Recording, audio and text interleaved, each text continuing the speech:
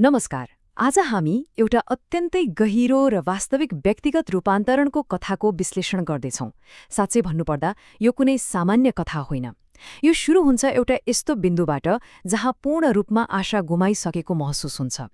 कहिलेकाहीँ जीवनमा यस्तो मोड आउँछ नि जहाँ चारैतिर अन्धकार मात्र देखिन्छ। हो, ठ्याक्कै त्यस्तै। चिसो निस्सासिन्दो शून्यताले घेरेको र शरीर अनि मन दुवैले हार मानिसकेको अवस्था। गहिरो पतनबाट उठेर उज्यालोतर्फ अघि बढेको यो अविश्वसनीय यात्रालाई आज हामी महसुस गर्नेछौं। यो डेभिडको पतनको कथा हो।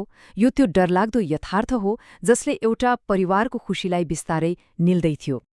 अब एकैछिन कल्पना गरौँ त एउटा अत्यन्तै हृदयविदारक दृश्य। दिउँसोको समय छ, तर हावामा एकदमै भारीपन छ। एउटा 40 वर्षको मानिस जसको तौल 140 किलो पुगिसकेको छ। सुन्दा पनि एकदमै भारी लाग्छ है। ऊ आफ्नै छिमेकीको बगैँचामा असहाय भएर लडिरहेको छ। शरीर यति कमजोर छ कि आफै उठ्न पनि सकिरहेको छैन। ऊ जोड-जोडले सास फेरिरहेको छ। र सबैभन्दा पीडादायी कुरा के हो थाहा छ? त्यही उभिएको उसको 9 वर्षको सानो छोराले यो सबै दृश्य टुलुटुलु हेरिरहेको छ। बाबुको यो अवस्था देखेर छोराको आँखामा आँसु छ अनि बाबुको मनमा असीम ग्लानि। 140 किलोको त्यो भारी पतन, साँच्चै भन्ने हो भने यो एउटा यस्तो बिन्दु थियो जहाँबाट कि त सबै कुरा सकिन्थ्यो कि त सबै कुरा बदलिनु पर्थ्यो। यही चरम निराशाको बीचमा डेभिड एउटा अन्तिम आश लिएर एकजना विशेष डाक्टर कहाँ पुग्छन्। पक्कै पनि सबैले सोच्ने कुरा त्यही हो। डाक्टरले अब कुनै कडा डाइट प्लान देलान् वा एकदमै भारी व्यायाम गर्न लगाउलान्। तर अचम्मको कुरा, डाक्टरले एकदमै शान्त स्वरमा मात्र यति भने, डेभिड, भोलि बिहान उठ्ने बित्तिकै मात्र 1 गिलास पानी पिउनु अनि त्यसपछि गहिरो शान्ति। के 1 गिलास पानीले 400 किलो तौल घटाउन सक्छ र? पक्कै सक्दैन। तर खासमा यहाँ उद्देश्य तौल घटाउनु मात्र छँदै थिएन नि। मुख्य उद्देश्य त डेभिडलाई आफैसँग गरेको एउटा सानो वाचा पूरा गर्न सिकाउनु पो थियो। एउटा सानो विजयको महसुस गराउनु थियो। ल, अब यसलाई अलिकति गहिराइमा बुझौं। यो 1 गिलास पानीको पछाडि लुकेको जादु के थियो त? त्यो थियो जापानी दर्शन काइजेन। काइजेनको अर्थ हुन्छ हरेक दिन मात्र 1% सुधार गर्नु। सुन्दा एकदमै सानो लाग्छ नि, होइन र? तर जब डेभिडले 2 हप्तासम्म हरेक बिहान उठेर त्यो 1 गिलास पानी पिउने वाचा पूरा गरे नि, उनको हराएको आत्मविश्वास बिस्तारै फर्कन थाल्यो। उनलाई लाग्यो कि अहो, म त आफ्नो शरीरलाई नियन्त्रण गर्न सक्ने रहेछु। यो सानो 1 गिलास पानीको बानी उनको लागि मुख्य जग बन्न पुग्यो। काइजेनले हामीलाई के सिकाउँछ भने ठूलो पहाड चढ्न एकैपटक हाम फाल्नु पर्दैन। मात्र साना र निरन्तर कदमहरू चाल्दै गए पुग्छ। र त्यसपछि सुरु भयो एउटा क्रमिक विकास। बिहानको कलिलो घाममा उठेर पानी पिउने बानीले बिस्तारै अरू साना सुधारहरू ल्याउन थाल्यो। उनले आफ्नो जीवनमा मुभमेन्ट थप्न सुरु गरे, बिस्तारै हिँड्न थाले, हल्का पसिना निकाल्न थाले अनि खानाको मात्रा पनि बिस्तारै कम गर्दै लगे। यो कुनै हतारको दौड थिएन है। यो त दैनिक अनुशासन निर्माण गर्ने एउटा शान्त प्रक्रिया थियो। हरेक दिन उनले आफ्नो छोराको तस्बिर हेर्थे र आफूलाई प्रेरित गर्थे। यहाँबाट साँच्चै एउटा आशाको किरण उदाउन थाल्यो। जीवनशैलीको यो सिनेमा जस्तो परिवर्तनले के देखाउँछ भने साना साना बानीहरू नै ठूला परिवर्तनका साँचो आधार हुन्। पानी पिउने र हिँड्ने बानी सँगसँगै अर्को एउटा अत्यन्तै सुन्दर जापानिज दर्शन जोडिनु पुग्यो, हारा हाचिबु। यसको सिधा र सरल अर्थ हुन्छ आफ्नो पेटलाई जम्मा 80% मात्र भर्नु। हामीमध्ये धेरैको बानी हुन्छ नि हतार हतार टन्न खाने, तर यसको पछाडिको विज्ञान एकदमै रोचक छ। डेभिडले आधा खाना खाएपछि ठ्याक्कै 20 मिनट कुर्न थाले, किनभने खाना खाएको 20 मिनटपछि मात्र हाम्रो दिमागले शरीरलाई लय पेट भर्यो भनेर सङ्केत दिन्छ। हतारमा खाँदा त दिमागले सङ्केत दिनै नपाउँदै हामीले धेरै खाइसकेका हुन्छौं। हाराहाची बुले भोकलाई सम्मान गर्न सिकाउँछ र यही दर्शनले डेभिडलाई खानामाथिको नियन्त्रण पुरै फिर्ता दिलायो। तर हेर्नुस्, यति लामो र कठिन यात्रामा डटिरहनको लागि शारीरिक अनुशासनले मात्र कहाँ पुग्छ र? यहाँनिर आवश्यक पर्छ एउटा गहिरो भावनात्मक शक्ति, जसलाई जापानी भाषामा इकिगाई भनिन्छ। इकिगाई अर्थात् जीवनको वास्तविक उद्देश्य। डेभिडको लागि बिहान सबेरै उठेर पसिना बगाउनुको कारण अब उनको स्वास्थ्य मात्र पक्कै थिएन।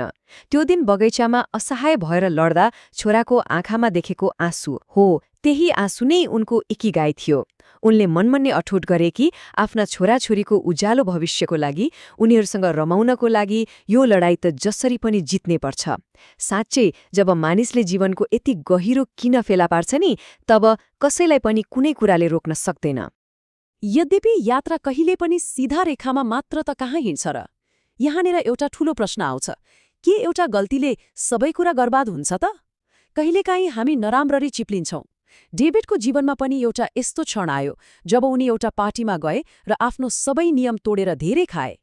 एकैछिन त्यो चिसो रातको दृश्य सम्झौ त, बाहिर दर्किरहेको पानी, कोठामा मधुरो प्रकाश र डेभिड एक्लै एउटा अँध्यारो कुनामा बसेर असीम ग्लानि र अपराधबोध महसुस गरिरहेका छन्। उनलाई लाग्यो सकियो, महिनौको मेहनत, त्यो सबै अनुशासन एकै क्षणमा खेर गयो। यो यस्तो बिन्दु हो नि जहाँ धेरैले हार मान्छन् र फेरि त्यही पुरानै अँध्यारोमा फर्किन्छन्। त्यसैले यहाँ सबैभन्दा महत्त्वपूर्ण कुरा के हो भने हामीले आफूलाई कसरी क्षमा गर्छौं। डाक्टरले उनलाई अर्को एउटा जापानी दर्शन सिकाए, वाबी साबी। वाबी साबीको अर्थ हो अपूर्णतामा पनि सुन्दरता हुन्छ र गल्ती हुनु त एकदमै स्वाभाविक मानव स्वभाव हो नि। एक दिनको असफलताले महिनौको कडा मेहनतलाई कहिले समाप्त गर्दैन। पूर्णता खोज्नुभन्दा आफ्नो अपूर्णतालाई स्वीकारेर अघि बढ्नु नै साँचो अर्थमा प्रगति हो। यो दर्शनले डेभिडको कानबाट अपराधबोधको त्यो भारी बोझ चट्टै उतारिदियो। उनले बुझे कि चिप्लिनु नराम्रो होइन, तर त्यही लडिरहनु चाहिँ पक्कै नराम्रो हो। अनि ठ्याक्कै यहीँबाट जन्मियो अर्को अठोट, गम्बारू। गम्बारू भनेको जेसुकै भए पनि हार नमान्नु र फेरि नयाँ सिराबाट सुरु गर्नु हो। डेभिडको आँखामा फेरि त्यो दृढताको चमक फर्कियो। लडेको ठाउँबाट धुलो टकटक्याएर उनी फेरि सुरुक्क उठे। उनले आफ्नो एक ग्लास पानीको बानीलाई फेरि निरन्तरता दिए। गम्बारूले हामीलाई के सिकाउँछ भने सफलता भनेको कहिल्यै नलड्नु होइन, तर हरेक पटक लडेपछि फेरि उठ्ने साहस गर्नु हो। यही अदम्य साहसले डेभिडलाई आफ्नो गन्तव्यतर्फ डोहोर्याइरह्यो। निरन्तरको अनुशासन र जापानी दर्शनहरूको यो शक्तिशाली प्रणालीले अन्ततः एउटा अविश्वसनीय नतिजा दियो। र सुन्नुस् त, 1.5 वर्षको निरन्तर मेहनतपछि नतिजा स्वरूप घट्यो पुरै 52 किलो तौल। 52 किलो! काइजेनको शक्ति र गम्बारूको अठोटले यो असम्भव जस्तो लाग्ने कुरालाई सम्भव बनाएको थियो। यो केवल तौल मात्र घटेको थिएन है, यो त वर्षौंदेखिको निराशा, रोग र अन्धकारको अन्त्य थियो। 140 किलोको त्यो असहाय मानिस अब पूर्ण रूपमा एउटा स्वस्थ र ऊर्जावान व्यक्तिमा परिणत भइसकेको थियो। यो साँच्चै नै एउटा भव्य र प्रेरणादायी विजय थियो। अन्धकारबाट सुरु भएको यो कथा अब एउटा सुनौलो घाममा आइपुगेको छ। कल्पना गरौँ त, एउटा उज्यालो पार्क जहाँ साँझको पारिलो सुनौलो घाम लागिरहेको छ। चराहरूको चिरबिर आवाज छ। डेभिड अब पूर्ण रूपमा स्वस्थ र आत्मविश्वासी छन् र आफ्ना छोराछोरीसँग खुलेर हाँस्दै दौडिरहेका छन्। जुन छोराले उनलाई असहाय भएर लडेको देखेर आँसु बगाएको थियो, आज त्यही छोराको मुहारमा गर्व र खुसीको मुस्कान छ। आहा, यो नै वास्तविक सफलता हो। यो दृश्यले जो कोहीको मनमा एउटा गहिरो ऊर्जा र प्रेरणा भर्छ। यो एउटा नयाँ जीवनको सुरुवात हो, जुन एउटा सानो एक ग्लास पानीको निर्णयबाट सुरु भएको थियो। र यो कुराले एकदमै उत्कृष्ट रूपमा के देखाउँछ भने समय कसैको लागि पर्खिँदैन। एकातिर छ 1 वर्ष त्यसै पनि बित्छ, र अर्कोतिर छ काइजेनले पूर्ण रूपमा बदलिएको जीवन। यदि यी जापानी दर्शनहरूले जीवनका खराब लतहरूलाई हटाएर नयाँ पहिचान बनाउन यति धेरै प्रेरित गर्छन् भने यस्तै ज्ञानवर्धक विचारहरूको लागि समरी बोर्ड एउटा उत्कृष्ट माध्यम हुन सक्छ। मात्र रु99 प्रति महिनामा अटोमिक ह्याबिट्स जस्ता 70 भन्दा बढी शक्तिशाली पुस्तकहरूको सार र प्रत्यक्ष सत्रहरू मार्फत यी बानीहरूलाई व्यवहारमा लागू गर्न सकिन्छ। याद राखौं, आज सुरु नगरे पनि 1 वर्ष त बित्ने नै छ, तर के हामी अर्को वर्ष पनि त्यही अन्धकारमा बस्न चाहन्छौं कि आजैबाट 1% सुधारको सुनौलो पाइला चाल्न चाहन्छौं? छनौट हाम्रै हातमा छ।